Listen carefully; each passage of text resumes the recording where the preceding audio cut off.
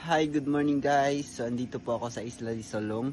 So, yun, kagigising ko lang po. So, yun, napakaganda po dito guys pag sa umaga. So, ayan. Mayamog dito. Sa Tagalog, yung parang yung, basta yun, yung pag, yun. So, yun, kagigising lang guys. Kaya ito yung aking mukha, ganyan. So in case napakaganda po dito, sarap maligo. So ayan. So hello, good morning. So maglalatay kami. Ayan guys, para makita nyo yung Isla de Solong. Ayan, maglalatay tayo. Hello, good morning. So walang tao dito kundi kami lang. Yung kasama ko nagtutoothbrush.